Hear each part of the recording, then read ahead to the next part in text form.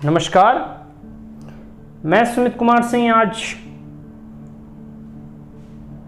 जयशंकर प्रसाद, जो कि आधुनिक पुनर्जागरण कालीन चेतना के महत्वपूर्ण कवि हैं, छायावाद को आधुनिक हिंदी कविता का स्वर्णकाल कहा गया है और जयशंकर प्रसाद छायावाद के प्रवर्तक कवि हैं। आज उनकी एक रचना पढ़ने को जी कर रहा है, जो कि स्कंदगुप्त नाटक से लिया गया है, जिसका शीर्षक है देवसेना का गीत। तो आइए देखते हैं कविता। आह वेदना मिली विदाई, आह वेदना मिली विदाई, मैंने भ्रमवश जीवन संचित मधुकरियों की भीख लुटाई। आह वेदना मिली विदाई, छल छल थे संध्या के श्रमकन, छल छल थे संध्या के श्रमकन, आंसू से गिरते थे प्रतिक्षण। मेरी यात्रा पर लेती थी नीरवता अनंत अंगड़ाई, आह वेदना मिली विदाई।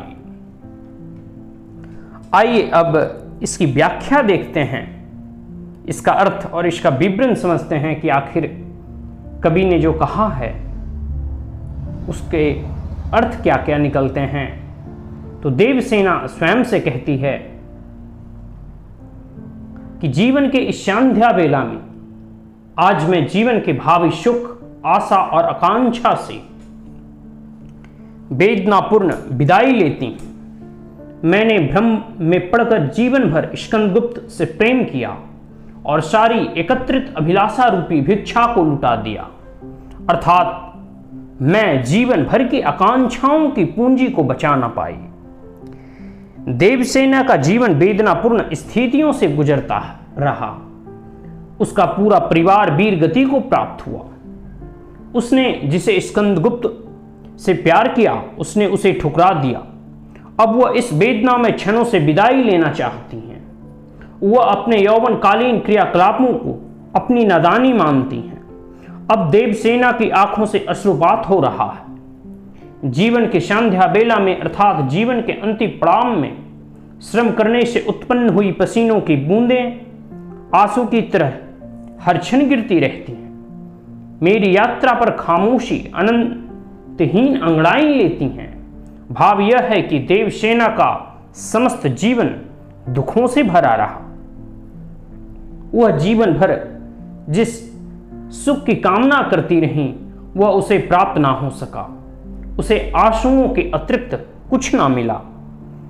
उसका पूरा जीवन संघर्ष करते हुए व्यतीत हो गया। अब तक वह चुपचाप वेदना को सहन करती चली आई हैं। आइए अब देखते हैं इसका दूसरा पंक्ति कि श्रमित स्वप्न की मधुमाया में, श्रमित स्वप्न की मधुमाया में, गहन विपिन की तरु छाया में, पथिक उनिंदित श्रुति में किसने, पथिक उनिंदित श्रुति में किसने यह विहाग की तान उठाई। आह वेदना मिली विदाई, लगी सतृष्ण दीठ थी सबकी, लगी सतृष्ण दीठ थी सबकी, रही बचाए फिरती कब की। मेरी आशा आह बावली, तूने खो दी सकल कमाई। आह वेदना मिली विदाई। तो दूसरी पंक्ति इस प्रकार थी। अब आइए इसका भी भावार्थ समझते हैं और जानने का प्रयास करते हैं कि जीवन के अंतिम पड़ाव पर स्कंदगुप्त का प्रणय निवेदन उसे इस प्रकार का प्रतीत होता है, जैसे कोई पथिक थककर पेड़ की छाया में विश्राम कर रहा हो और उसे उनिंदित दशा में कोई मधुर राग सुनाई पड़ जाए। देवसेना को स्कंदगुप्त का प्रणय निवेदन भी ऐसे ही विहाग राग के समान प्रतीत हुआ।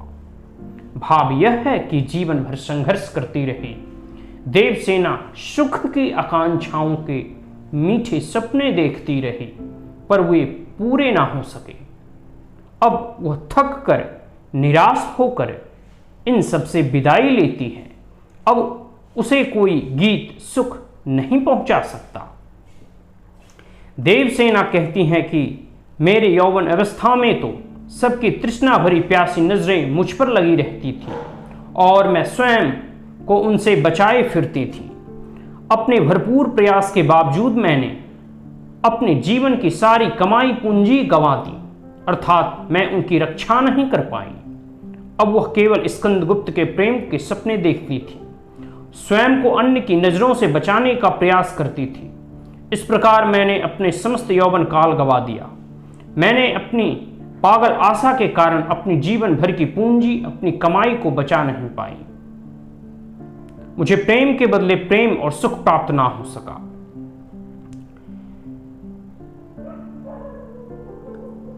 इन पंक्तियों में देवसेना की वेदना और अंतर्द्वंद साकार हो उठा है।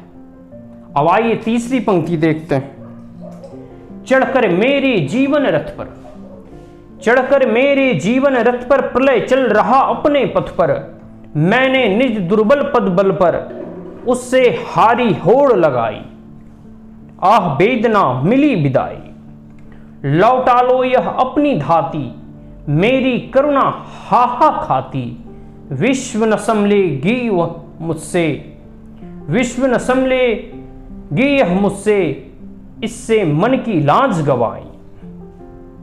अर्थात देवसेना स्वयं से कहती है कि मेरे जीवन रूपी रथ पर, अर्थात मेरे जीवन पर सवार होकर प्रलय अपने रास्ते में से चल रहा है।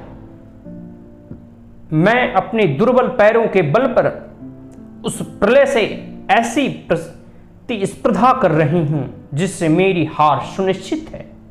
मैं अब तक हार की निश्चितता के बावजूद इस प्रलय झंझावात से लोहा लेती रही हूं। मैंने कमजोर होने के बावजूद इस भारी विषम परिस्थिति से होड़ लगाई है। देवसेना संसार को अप्रत्यक्ष रूप से प्रिय को संबोधित करते हुए कि तुम अपनी इस घरोहर प्रेम को वापस ले जाओ, क्योंकि अब और मैं इसे संभाल नहीं पाऊंगी। अब मेरी करुणा मुझे कमजोर बना रही है। इसी प्रेम के कारण मैं अपने मन की लाज तक को गवा बैठी हूं। भाव यह है कि देवसेना अब जीवन संघर्ष से निराश हो चुकी हैं। अब तो प्रलय स्वयं देवसेना के जीवन पथ पर सवार है। अब तक वह अपनी दुर्बलताओं और हारने की निश्चितता के बावजूद प्रलय से लोहा लेती नहीं है। उसका पूरा जीवन इसी संघर्ष में बीत गया। जीवन के अंतिम काल में अब वह इस वेदना को और देर तक संभाले रखने में असमर्थ है। इसी के साथ आपने स्कंदगुप्त नाटक से देवसेना का गीत सुना, जो कि जयशंकर प्रसाद के द्वारा रचित है। आशा करता हूं कि आपको यह कविता अच्छी लगी होगी। अगर अच्छी लगी तो like, share and subscribe my channel.